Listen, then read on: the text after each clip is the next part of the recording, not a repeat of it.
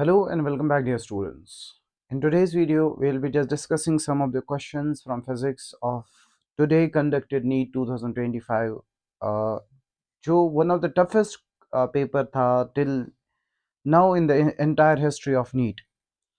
अगर हम JEE mains की बात करें, चाहे वो जनवरी शिफ्ट की बात करें 2025 की, या हम बात करें अप्रैल शिफ्ट में जो अभी रिसेंटली एग्जाम हुआ था, उसके पेपर में और इसके पेपर में there is a lot difference and this paper was literally not meant for medical students.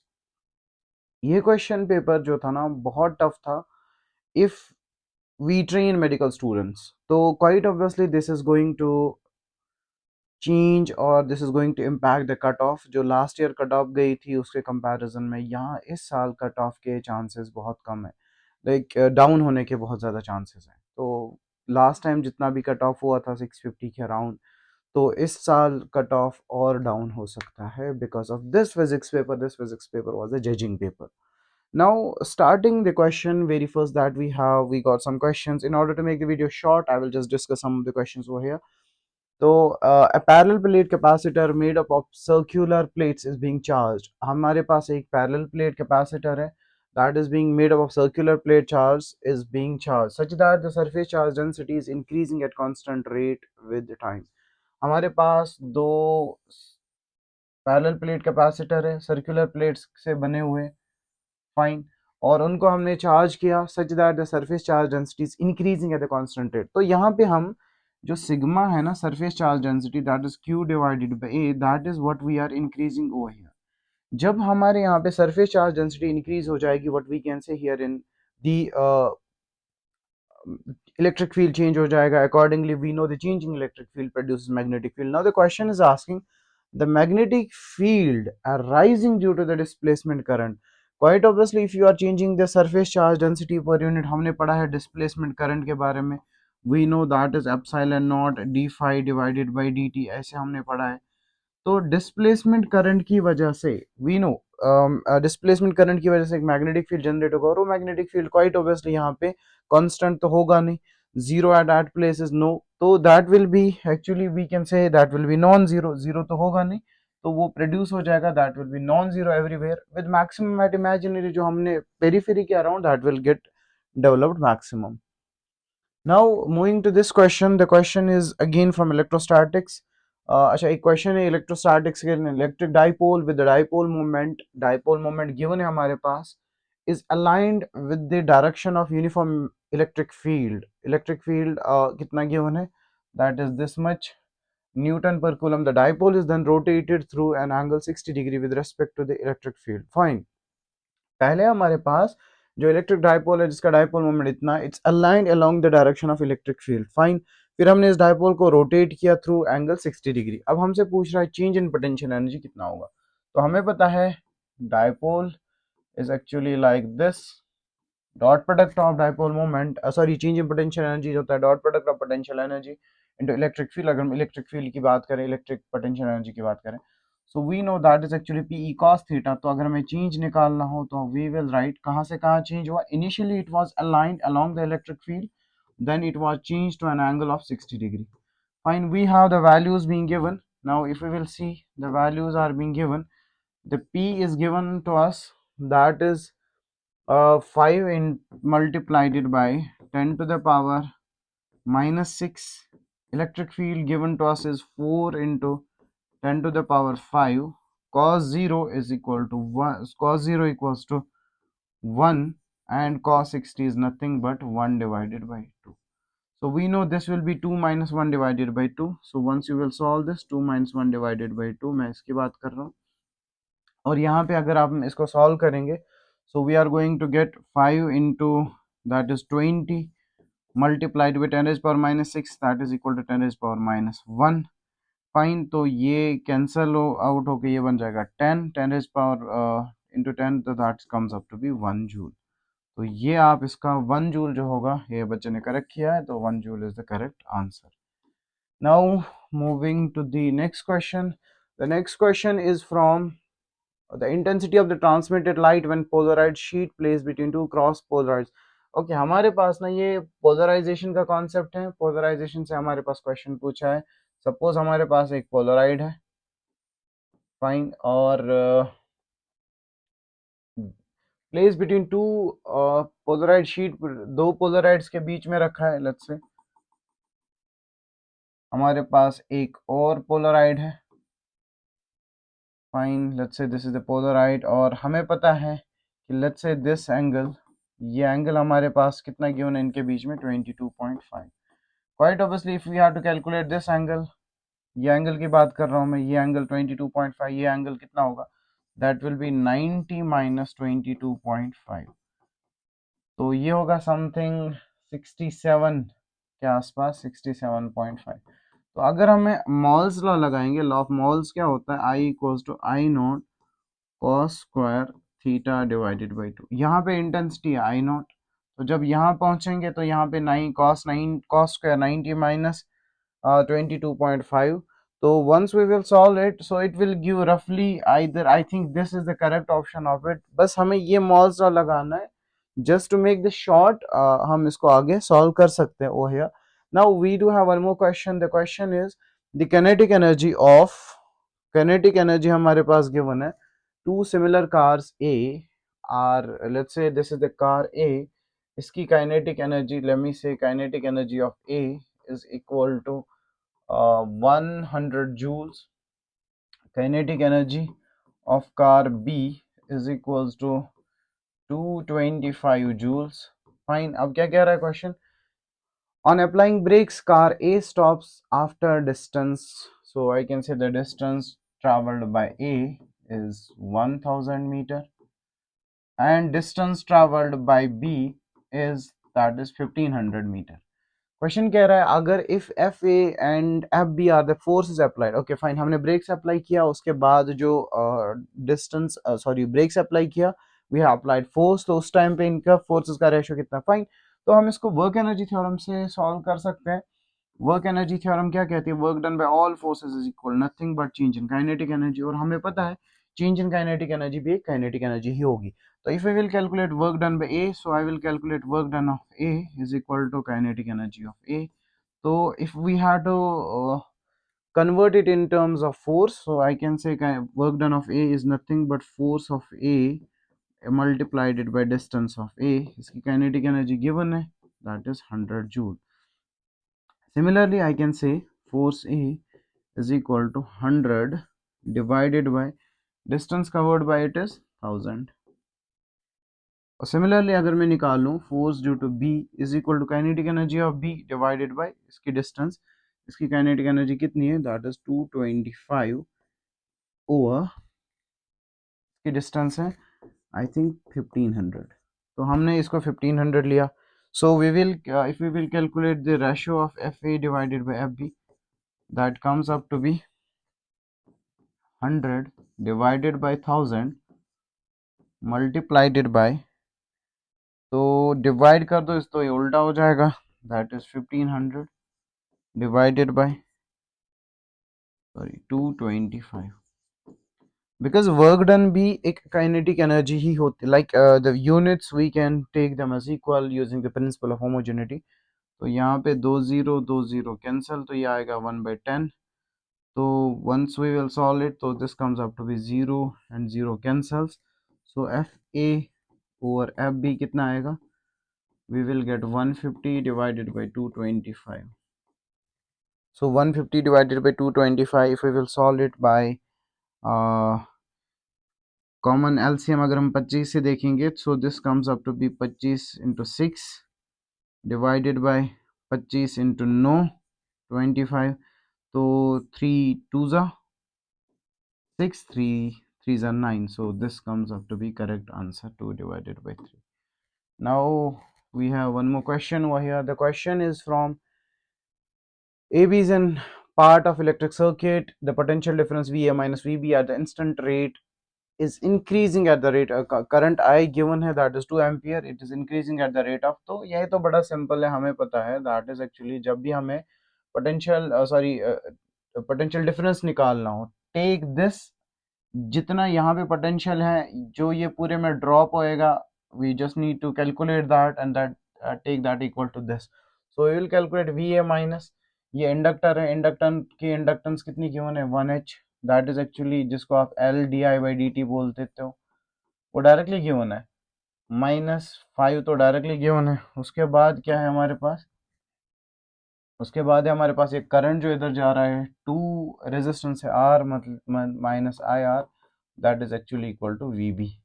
तो दैट इज एक्चुअली VA, ये गिवन है आपका LdI/dt, that is 1 Henry given है। -5 माइनस आई कितना गिवन है, दैट्स 2। आर कितना गिवन है, दैट्स आई गिवन है 2, आर भी गिवन है 2, equals to VB। So this comes up to be VA। VB को इधर भेज दो तो आ जाएगा 1 -1 + 5 + 4, तो ये आ जाएगा 10 वोल्ट आएगा पोटेंशियल डिफरेंस। अगर यहाँ पे VA गिवन होता तो अकॉर्डिंगली हम VB निकाल सकते थे, बट इन्होंने पोटेंशियल डिफरेंस ही पूछा था, तो ये स्टूडेंट ने सही क्वेश्चन आंसर किया, that's actually 10 volt. Now we do have this question: the particle of mass m is moving on around the origin with constant force F.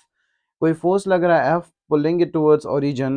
A Bohr's model is used to describe its motion. The radius r of the nth orbit and the particle depend on. अच्छा, ये एक Bohr's model के context में जब हम relation पढ़ते हैं कि रेडियस या वेलोसिटी n के साथ कोरिलेटेड कैसे हैं, वही क्वेश्चन है। बट यहाँ पे क्या इन्होंने बोला कि जो हमारे पास फोर्स है, हमें पता है सेंट्रीपिटल फोर्स होता है, वो फोर्स कैसे लिया है इन्होंने, that is actually equal to mv² divided by r। ये तो हमें पता है centripetal force is actually bounding the electron around the nucleus, fine.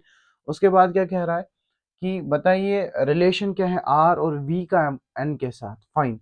तो अगर हम सेकंड पोस्टुलेट देखेंगे, that is mvr equal to nh divided by 2 pi. पहले हम r की वैल्यू निकालेंगे, if we will feel there is need of solving it again, we will do it.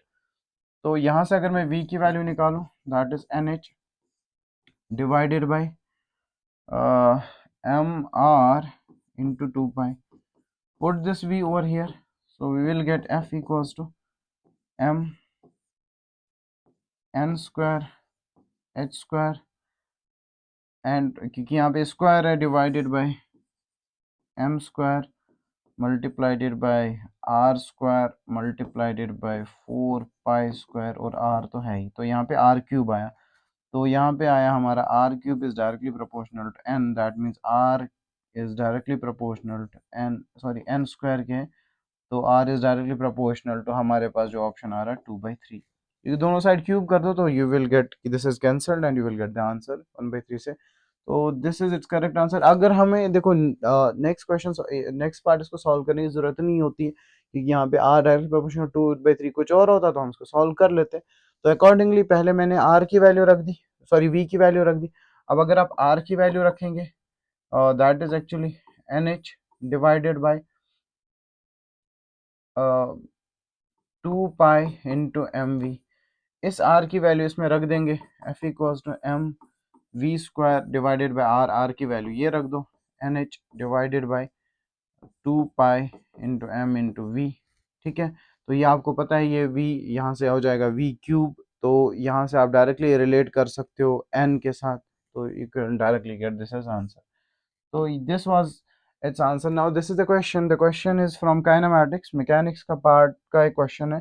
Question कह रहा है कि in some appropriate units the time and position are related by। देखिए हमें एक कॉन्सेप्ट पता होना चाहिए कि अगर हमारे पास डिस्प्लेसमेंट है, देखिए ये कॉन्सेप्ट समझ लीजिएगा, डिस्प्लेसमेंट की जब हम डिफरेंशिएशन करेंगे with respect to time, we will get accel, we will get velocity, first order derivative, जिसको हम लिखते हैं velocity is nothing but dx divided by dt।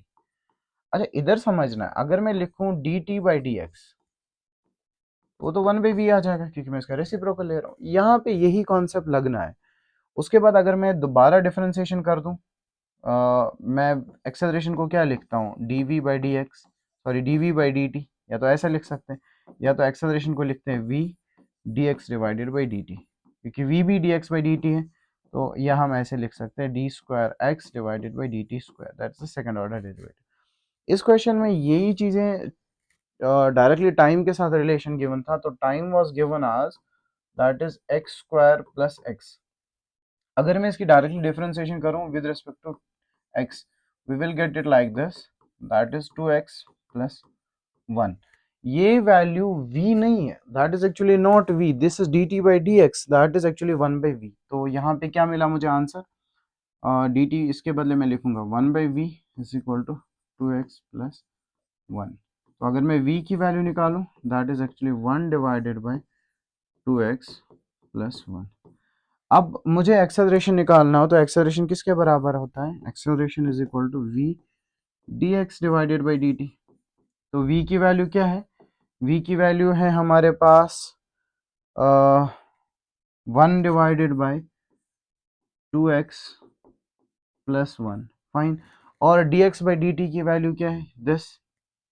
तो या तो मैं डायरेक्टली इसको डिफरेंशिएट कर दूं, तो dx बाई dt, ये dt बाई dx है, तो dx बाई dt क्या आ जाएगा, यहाँ से dx बाई dt क्या आ जाएगा, 1 divided by 2x plus 1, fine. तो जब मैं इसकी एक बार डिफरेंशिएशन करूंगा, so we will get it as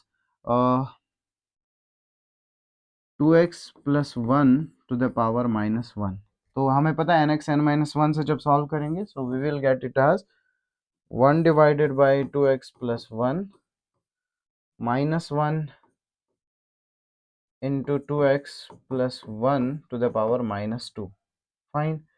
so multiplied it by इसकी internal differentiation 2, तो इसको divide कर दें, so we will get it as minus 2 divided by 2x plus 1 to the power 1 और minus 2 that is 3। तो ये answer आना चाहिए equal to minus 2 divided by 2x plus 1। हाँ फाइन, ये तो है हमारे पास एक ऑप्शन, ये ऑप्शन सही है इसका। Now we do have a 2 ampere current is flowing through two different small circular copper coils having radii ratio। अच्छा radii ratio given है 1:2। हमसे क्वेश्चन पूछ रहा है कि the ratio of the respective magnetic moments is. देखिए जब भी आपको मैग्नेटिक मोमेंट निकालना हो, मैग्नेटिक मोमेंट क्या होता है, m equals to I A. Magnetic moment है I इंटू ए। तो अगर हम 2 एम्पियर करंट, अच्छा आई दोनों में सेम है, रेडियल रेशियो डिफरेंट है, फाइन। तो मैं m1 के लिए लिख दूं, आई की वैल्यू लिखूं 2, आई एरिया को लिखूंगा पाई आर 1 स्क्वायर, ठीक है। ओके तो m2 के लिए क्या लिखूंगा मैं, current is same into pi R 2 square. तो ये कितना गिवन है, तो m1 बाई m2, तो ये तो करंट तो कैंसिल आउट हो जाएगा, 2 इंटू 2 पाई r1 कितना है 1, इसका R2 कितना है, पाई R2 कितना है 2, दैट इज 2 का square. So this comes up to pi pi cancel, 2 2 cancel, तो that comes up to be m1 by m2। इन दोनों का रेशियो आ जाएगा वो 1/4 आ जाएगा, 1:4, right, this is the correct answer. Now moving to the next question. The question is saying a model for quantized motion of an electron in a uniform magnetic field B is such that states that the flux through the orbit of an electron is nh। okay, flux कितना given है, flux given है हमारे पास, flux given है हमारे पास, that is actually nh divided by e, ठीक है। where e, n is an integer, h is the Planck's constant and e is the magnitude of electron's charge। according to the model the magnetic moment in its lowest energy state, lowest energy state मतलब n equal to 1 की बात कर रहा है। तो magnetic ये किसके बराबर होता है, b into multiplied by a, that is n H divided by e, fine. और ए की ये डायरेक्टली आ जाएगा हमारा b into a, that is h divided by e, क्योंकि हम डायरेक्टली क्या पुट करेंगे यहाँ से, n की वैल्यू 1। उसके बाद क्या पूछा, according to the model the magnetic moment. Okay, magnetic moment किसके बराबर होता है, आई मल्टीप्लाइडेड बाई ए। आई को मैं लिख सकता हूँ charge of electron divided by T, fine. तो टी मल्टीप्लाइडेड बाई ए की वैल्यू अगर मैं लिख दूँ एच डिवाइडेड बाई, यहाँ से ए की वैल्यू निकाल देते हैं, ए किसके बराबर आएगा, H divided by E into B. तो यहाँ पे लिखा E divided by B, fine. तो जब हम इसको लिखते हैं ई से ई कैंसिल, तो आंसर आएगा हमारा H divided by T into B. अब यहाँ पे ऐसा कुछ रिलेशन है नहीं, यहाँ पे मैग्नेटिक मोमेंट का relation in terms of time period, और जब हम इसको सॉल्व करेंगे टाइम पीरियड का रिलेशन क्या होता है, 2πm divided by Q into B. ये तो टाइम पीरियड का होता है, ठीक है। तो क्यू के बदले ई, तो इसमें सब्सटीट्यूट करेंगे h divided by 2πm divided by Q, Q के बदले E into B multiplied by B. अब यहाँ पे क्या होगा, ये b से b कैंसल, e चला जाएगा ऊपर, so we will write it as eh divided by 2πm. Now we have to check, is there any option magnetic moment का eh divided by 2πm? Yes, this is the option number, ये वाला fourth option correct है. Now we do have this question. The question is from microscope. Microscope में हमारे पास question है, an object lens and microscope has object of focal length 2 centimeter. Focal length कितना है, FO 2 centimeter. आई piece की focal length कितनी given है, that is 4 centimetre. उसके बाद है ट्यूब की लेंथ कितनी गिवन है, एल, दैट इज 40 सेंटीमीटर। और हमारे पास लीस्ट डिस्टिंक्ट ऑफ डिस्टेंस एलडीडी भी गिवन है, एलडीडी भी गिवन है, दैट इज 25 सेंटीमीटर। हमसे क्या पूछा, magnifying power. Magnifying power M से लिखते हैं, we write it as L divided by length divided by F O into D divided by F E.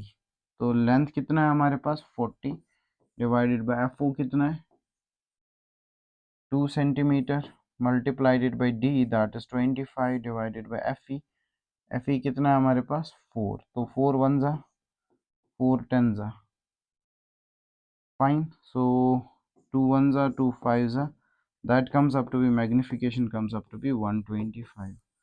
So this comes up to be 125। 4 1 जा 4 10 जा 40, तो वहाँ बचा 10, 2 इंटू 10 5, फाइन। ये हमारा 125 इसका आंसर आएगा। Now let's check, yes we have one more question.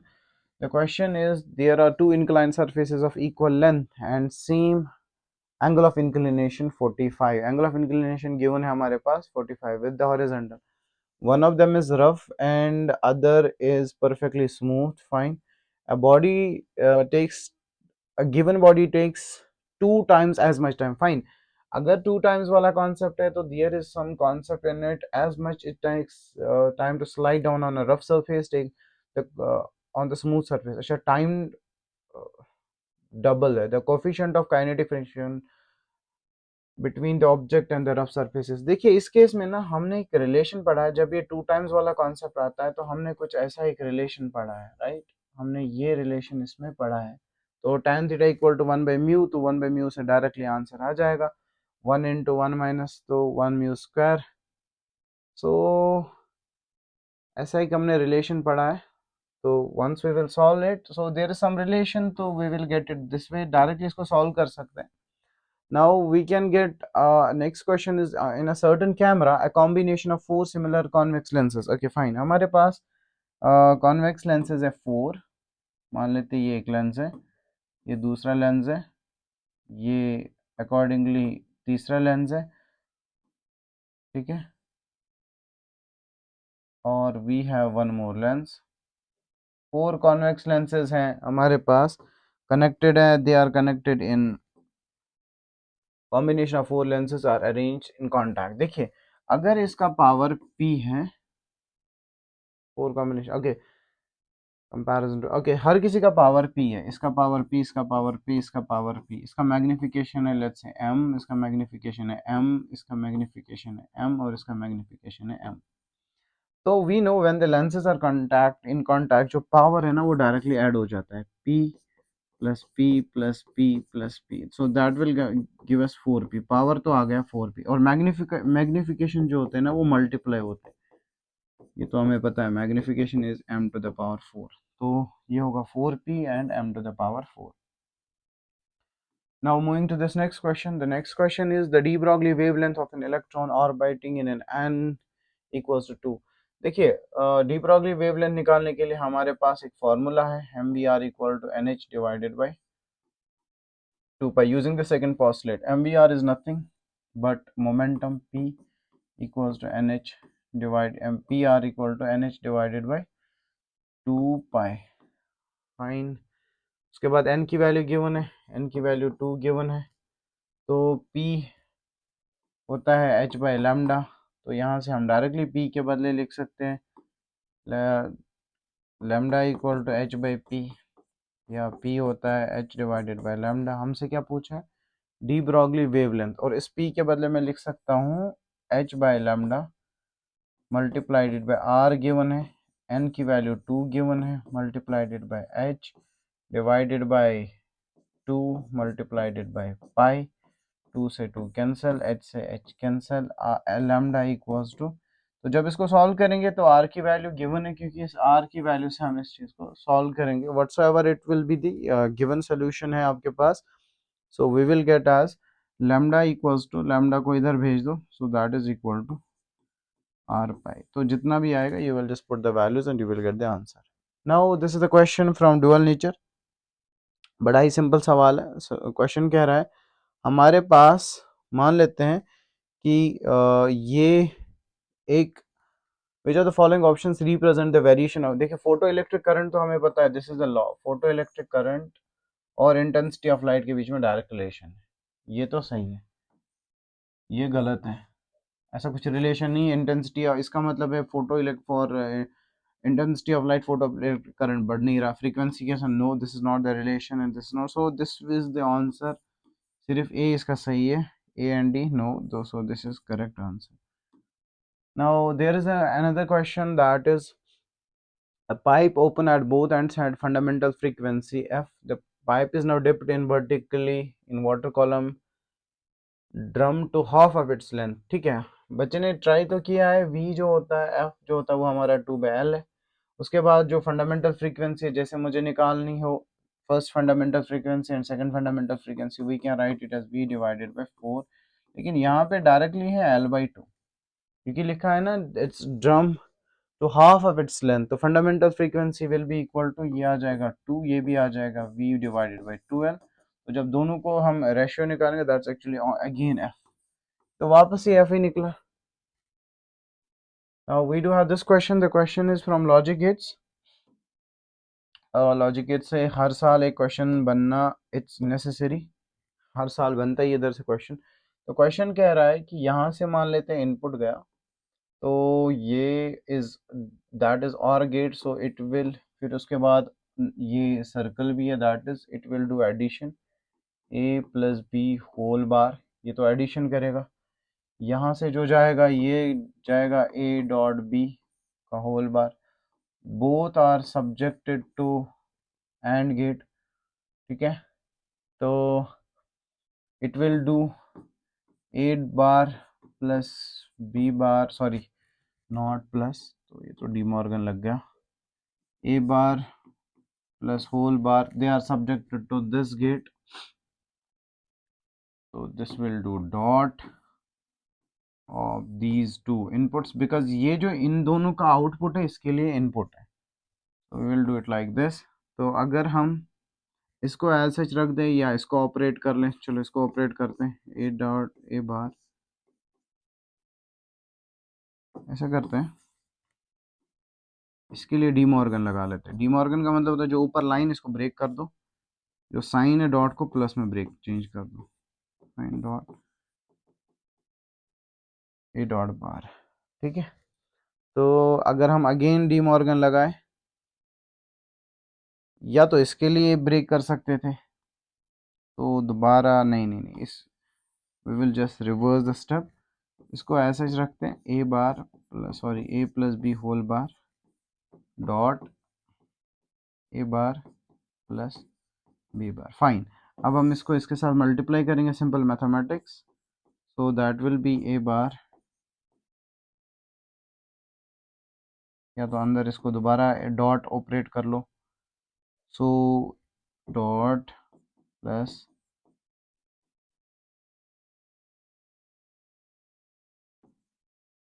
Whole bar. Fine, इसको अंदर ऑपरेट करते हैं, ए डॉट बी, तो ये आएगा ए बार, हाँ fine, a bar dot b bar plus b bar equals to a bar dot b bar fine, तो ये आ जाएगा हमारा a bar plus b bar fine, तो ये आ जाएगा हमारा a plus B whole bar, that is actually nothing but the NOR gate.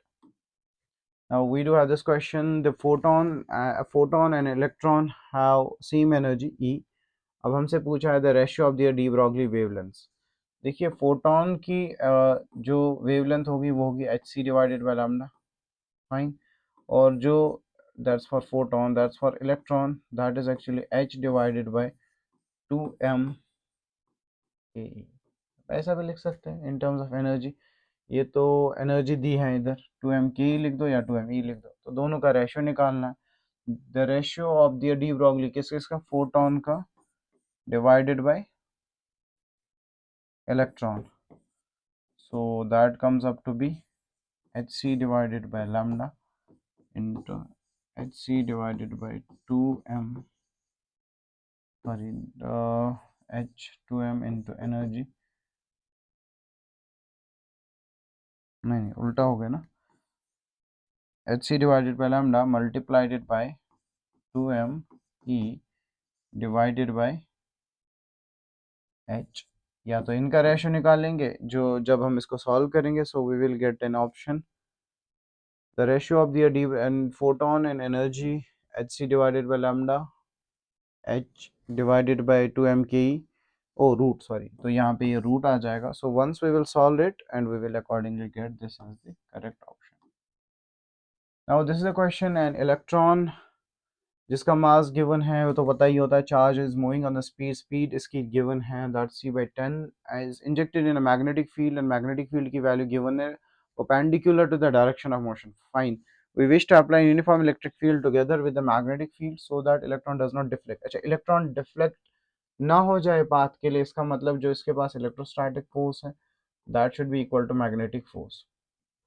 तो अगर हम इस इलेक्ट्रोस्टैटिक फोर्स की वैल्यू देखिए that is actually equal to F equal to Q E, this is equal to E V B, और E से E cancel, तो E is equal to V कितना गिवन है, C divided by 10 multiplied by B. हमसे क्या पूछा है, then we wish to apply the value of magnetic field निकालना है, तो ई इज पैरेलल, नहीं we wish to apply uniform electric field, अच्छा इलेक्ट्रिक फील्ड निकालना है, मैं वोल्ट पर मीटर में पूछा है आंसर, तो E is equal to C की वैल्यू है 3 into 10⁸ divided by 100 multiplied by B की वैल्यू कितनी गिवन है, that is given as 9 into 10⁻⁻4, so once we will solve it, 9 3s are 27 multiplied by 10⁻4,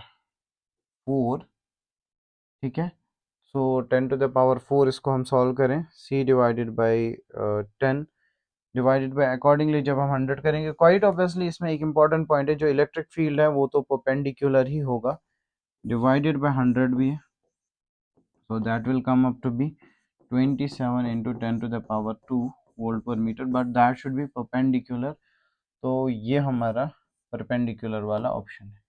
तो ये वाला क्वेश्चन है, the electric field in a plane electromagnetic wave is given by this, ये जो हमारे पास गिवन वैल्यू है that is nothing but the peak value, तो हमें पता है इलेक्ट्रिक फील्ड और magnetic field they are related by this, so once we will solve, अच्छा फाइन इसमें ये है कि electric field is going along this z direction, और हमारे पास z डायरेक्शन में गिवन है the propagation electric field in z direction, wave is propagating in x direction, क्योंकि हमारे पास यहाँ पे 5x है, मैंने क्लास में भी ये चीज बोली है, anything which is related to x is actually k, तो डायरेक्शन ऑफ प्रोपगेशन क्या है इधर एक्स की डायरेक्शन में, और इलेक्ट्रिक फील्ड किधर की तरफ लग रहा है, जेड डायरेक्शन में, quite obviously magnetic field will be acting in Y direction, तो मैग्नेटिक फील्ड वाई डायरेक्शन, ये तो कैंसिल हो गया, ये भी कैंसिल हो गया, तो इन दोनों में से एक आंसर करेक्ट होगा, तो वो कैसे निकालेंगे, पहले तो हम पीक वैल्यू निकालते हैं, तो पीक वैल्यू कैसे निकालेंगे, given electric field that is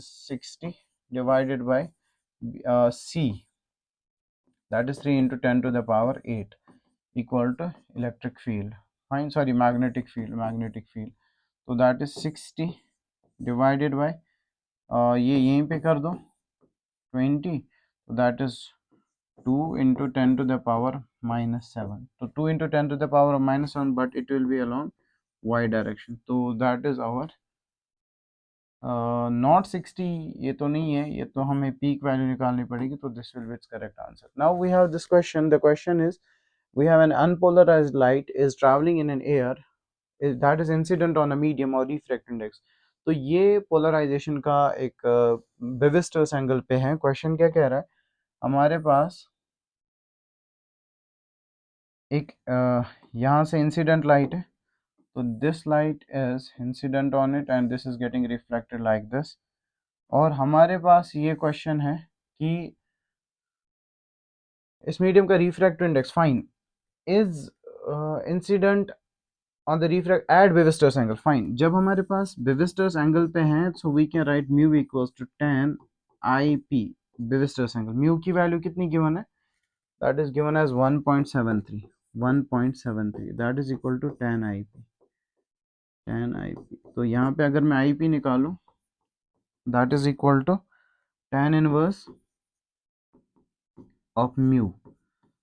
So IP equals to tan inverse mu की वैल्यू है 1.73, दैट इज √3. तो रफली that comes up to be 60 degree. और हमें पता है जब भी 60 degree angle, sorry at Brewster's angle, ये वाला 60 होगा तो ये वाला भी 60 होगा. तो हमें ये भी पता है कि उस टाइम पे जो रिफ्लेक्टेड रे है ना, वो कम्प्लीटली पोलराइज लाइट पोलराइज हो जाती है और एंगल ऑफ रिफ्लेक्शन भी हमारा 60, और ट्रांसमिटेड लाइट पार्शियली पोलराइज हो जाती है. Both reflected and transmitted light are partially perfectly polarized with angles 60 degree, and no, that's not correct. Transmitted light is completely polarized, नहीं, ये तो partially हो जाती है, तो reflected light ये वाला इसका सही आंसर होगा. So these were some questions wherein we discussed overall. अगर हम बात कर लें in the entire NEET history, अगर हम entire NEET history की बात करें, so this was the most difficult physics question paper. देखिए, डिफिकल्ट का मतलब ये नहीं कि सॉल्व ना हो जाए, डिफिकल्ट का मतलब ये भी होता है when it takes more time than it requires. तो उसकी वजह से फिर केमिस्ट्री कंप्रोमाइज हो जाता है, उसकी वजह से फिर जोलॉजी और बॉटनी कंप्रोमाइज हो जाता है, जो स्कोरिंग होते हैं. और जो ही आपके सामने पहले ही क्वेश्चन पेपर फिजिक्स आता है और इतना टफ आ जाता है, तो बच्चा डीमोटिवेट होता है. तो यहाँ पे फिर गेम होता है कि बच्चा कैसे क्वेश्चन को टैकल कर लेता है. आई होप आपको ये थोड़े से क्वेश्चन समझ आए होंगे. नेक्स्ट क्वेश्चन वीडियो में हम दूसरे क्वेश्चंस को डिटेल में डिस्कस करेंगे. Thank you.